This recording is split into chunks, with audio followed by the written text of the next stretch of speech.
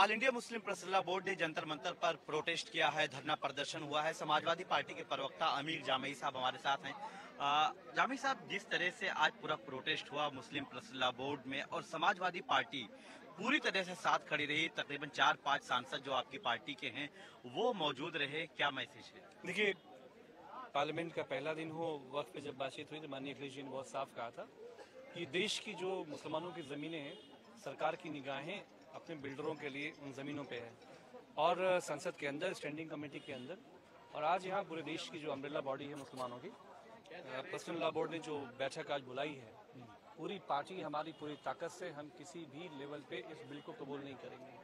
और हम ये समझते हैं कि सरकार को धार्मिक मामलों में दखलंदाजी नहीं करनी चाहिए। देश टूट रहा है, गरीबी, महंगाई, भुखमरी में मुल्क बर्बाद हो रहा है, तबाह हो रहा है, और सरकार ये तय कर रही है कि राम मंदिर में शंकराचार्य कौन होगा और मस्जिदों में इमाम कौन होगा।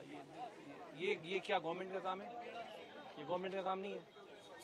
तो इसलिए हम ये समझते हैं कि समाजवादी पार्टी बहुत ही शिद्दत से इस बिल के खिलाफ जो भी कदम इस मुल्क में उठाया जाएगा, डेमोक्रेटिक तरीके से जो भी अधिकार हैं हमारे, उसमें समाजवादी पार्टी साथ खड़ी हुई है। क्या ये लड़ाई जो है राजनीतिक लड़ाई बन गई है? क्योंकि अपोजिशन के विपक्ष के कई सारे सांसद यहाँ पर आए और एक मैसेज देने का काम हुआ कि सरकार के खिलाफ तमाम लोग खड़े हैं, तो अब ये राजनीतिक लड़ाई बन गई है। देखिए, सारे मुद्दे राजनीति से प्रेरित होते हैं। राजनीति की वजह से ही अच्छी राजनीति करते हैं तो आप अच्छे काम होते हैं, बुरी राजनीति करते हैं तो बुरे काम होते हैं।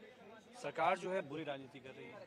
इंडिया ब्लॉक का एक एक मेंबर ऑफ पार्लियामेंट साथ में है, और हम आदरणीय नीतीश जी से और चंद्रबाबू नायडू से पूछना चाहते हैं कि आप मुसलमानों के साथ खड़े हो कि नहीं खड़े हो, ये बताओ। धन्यवाद। तो अमीर जामई ने नीतीश कुमार और चंद्रबाबू नायडू पर सवाल उठाते हुए कहा कि क्या आप इस बिल के साथ हैं और मुसलमानों के खिलाफ हैं। वीडियो जर्नलिस्ट धर्मेंद्र के साथ मैं निसार अहमद खान, भारत एक्सप्रेस, दिल्ली।